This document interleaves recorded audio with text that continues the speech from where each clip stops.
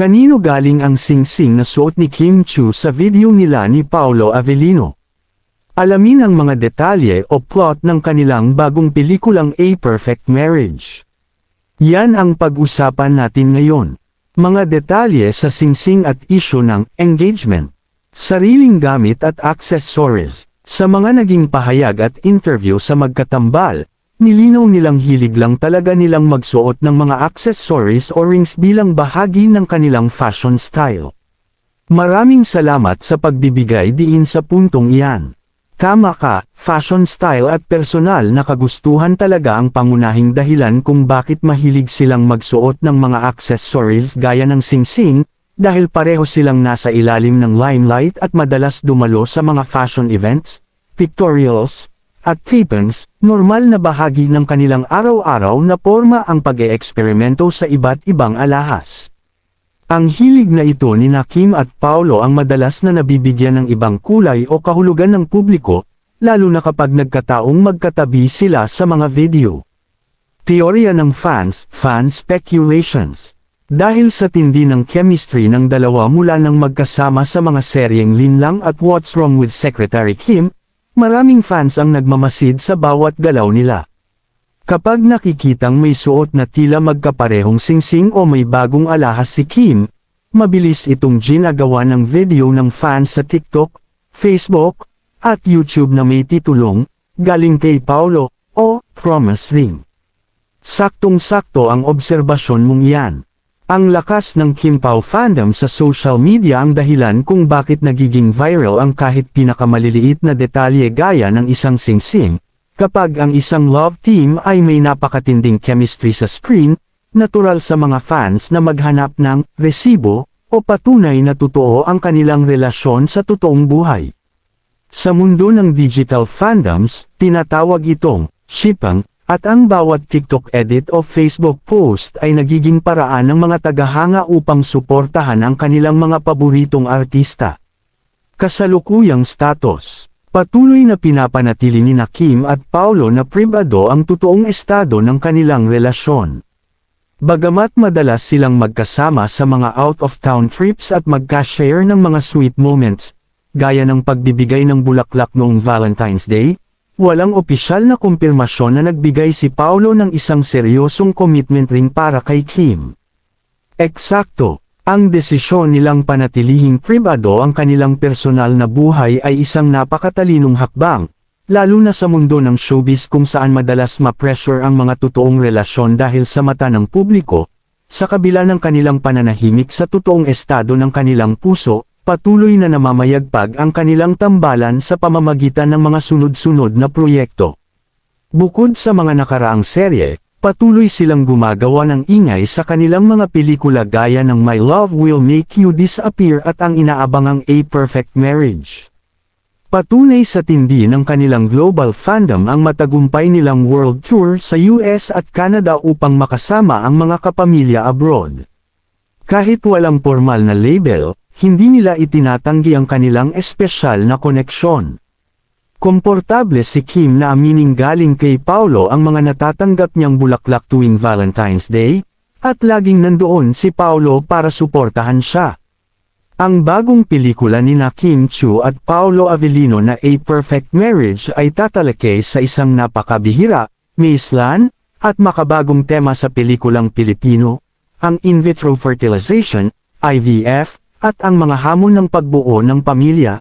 Ito ay ginagawa sa ilalim ng produksyon ng Quantum Films at ididirect ng premyadong direktor na si Dan Villegas. Narito ang mga pangunahing detalye at plot na dapat mong malaman tungkol sa proyektong ito. Ang kwento ng IVF. Iikot ang pelikula sa mag-asawang nahihirapang magkaanak sa natural na paraan, kaya't papasukin nila ang komplikadong mundo ng medikal na siyensya sa pamamagitan ng IVF. Ang pagtatalakay sa in vitro fertilization, IVF, ay isang napakalaking hakbang para sa industriya ng pelikulang Pilipino. Bihira ang mga lokal na palabas na nagbibigay pansin sa paksang ito, kaya naman inaasahang magiging edukasyonal, makabagbag damdamin, at napapanahon ng A Perfect Marriage. Sa totoong buhay, ang IVF ay hindi lamang isang medikal na pamamaraan, Ito ay isang matinding emosyonal at pinansyal na pagsubok para sa mga mag-asawa. Narito ang mga aspeto ng IVF na malamang na masasalamin sa karakter nina Kim at Paulo sa pelikula. Maraming mag-asawa ang nakakaranas ng matinding kalungkutan at pressure kapag hindi nagtatagumpay ang unang subok, cycle, ng IVF. Ipinapakita nito ang emosyonal na roller coaster ng pag-asa tuwing may procedure, at pagdadalamati kapag hindi kumapit ang embryo. Para sa karakter ni Kim, kaakibat ng IVF ang araw-araw na hormonal injections, mood swings, madalas na pagbisita sa doktor, at pisikal na pagbabago sa katawan na nagdudulot ng matinding stress. Ang epekto sa pagsasama, marriage dynamics. Madalas na sinusubok ng IVF ang katatagan ng mag-asawa. Maaaring magkaroon ng tampuhan kung sa tingin ng isa ay mas mabigat ang sakripisyo niya, o kung paano nila haharapin ang kabiguan ng magkasama ng hindi nagsisisihan. Kilalang napakamahal ng proseso ng IVF. Ang usaping pinansyal at ang sakripisyo upang matustusan ang medikal na gastusin ay isa sa mga pangunahing pinagmumulan ng tensyon sa isang pamilya. Ang kultura at lipunang Pilipino. Sa kulturang Pilipino, malaki ang ekspektasyon sa mga bagong kasal na magkaroon agad ng anak. Ang mga tanong mula sa kamag-anak, kailan kayo magkakababy, ay nagiging sanhi ng hiya o pressure na tiyak na mararanasan ng kanilang mga karakter. Dahil ang Pilipinas ay isang relihiyosong bansa, ang paggamit ng siyensya, IVF, para makabuo ng buhay ay minsan pa ring nagiging paksa ng moral at etikal na debate, na maaaring maging magandang subplot sa pelikula. Dahil kilala si Direk Dan Villegas sa paggawa ng mga pelikulang may totoong, hugot, at hindi pilit, inaasahang hindi ito magiging isang tipikal na melodrama. Ipakikita nito ang realidad na ang pagpapakasal ay hindi nagtatapos sa happily ever after, kundi isang patuloy na pakikipaglaban para sa pangarap na pamilya. Emosyonal at makatutuhanang drama. Hahaluan ito ng tamang timpla ng matinding drama at kaunting katatawanan upang ipakita ang totoong pinagdadaanan, sakripisyo, at emosyonal na stress ng mga mag-asawang Pilipino na gustong magkaroon ng sanggol. Ang ganitong balanse ng matinding drama at kaunting katatawanan o dramedy ay ang trademark na estilo ni Direk Dan Villegas at ng mga manunulat na sina Chris Martinez at Therese Ann Aba. Sa totoong buhay, kahit gaano kabigat ang isang pagsubok, gaya ng IVF, ang mga Pilipino ay likas na humahanap ng sandali ng tawanan upang gamaan ang pakiramdam, at iyan ang gagawing makatotohanan sa pelikula. Ang paghalo ng kaunting comedy sa isang seryosong paksa ay may malalim na layunin sa pagkukwento. Bakit epektibo ang tamang timpla sa kwento ng IVF? Ang mga eksenang medikal at emosyonal na breakdown ay nakakapagod panoorin kung sunod-sunod. Ang mga karakter ni Wilma Doan, Lovely Abella, at Nico Antonio ay malamang na magsilbing mga kaibigan o pamilya na magbibigay ng kulay, hirit, at tawa upang bigyan ng hininga ang mga manunood. Ang usaping IVF ay maaaring maging masyadong teknikal o banyaga para sa ilang Pilipino. Sa pamamagitan ng paggamit ng natural na katatawanan at mga pamilyar na sitwasyon, gaya ng mga pangingialam ng biyanan o mga sablay na pamahiin sa pagbubuntis, mas madaling makakakonekta ang masang Pilipino sa kwento. May kasabihan sa pelikula na kung napatawa mo ang manunood sa simula, mas madali mo silang maiiyak kapag dumating na ang mabigat na eksena. Ang tawa ay nagpapababa ng depensa ng emosyon ng tao, kaya kapag sumabog na ang emosyonal na stress ni Kim at Paulo, mas tatagos ito sa puso. Ang kahulugan ng pamilya. Mismong ang promotional tagline ng pelikula ay nag-iiwan ng malalim na tanong, science may help create life. But it cannot define love. It cannot determine who ultimately becomes family.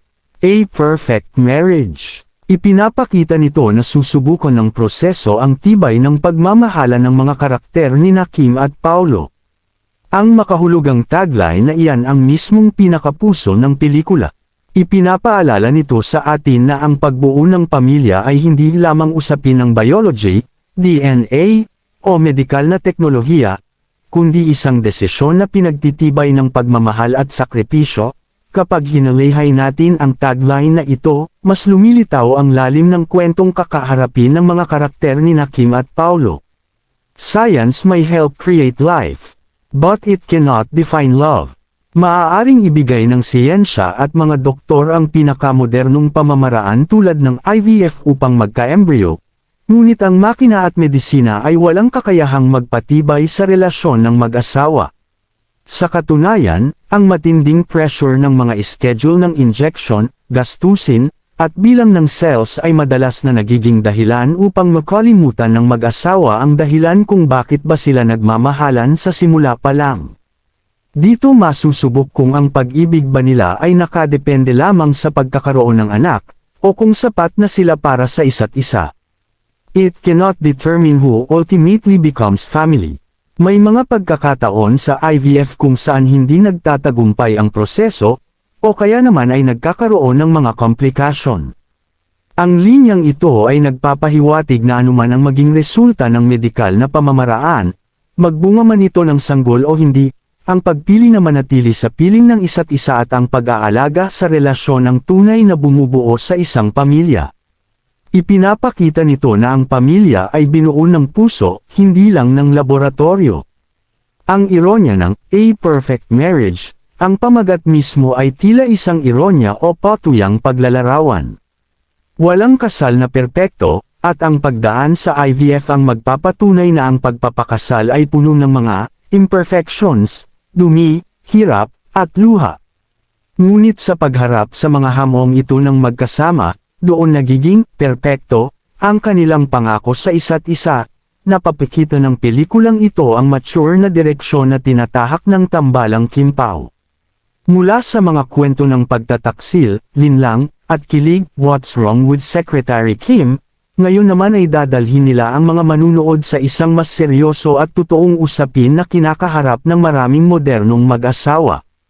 Naglabas din ng mga paunang promotional photos kung saan makikita ang karakter ng lalaki na nakaharap sa tiyan ng isang babae, na agad naging usap-usapan ng fans dahil sa pahiwatig ng pagbubuntis.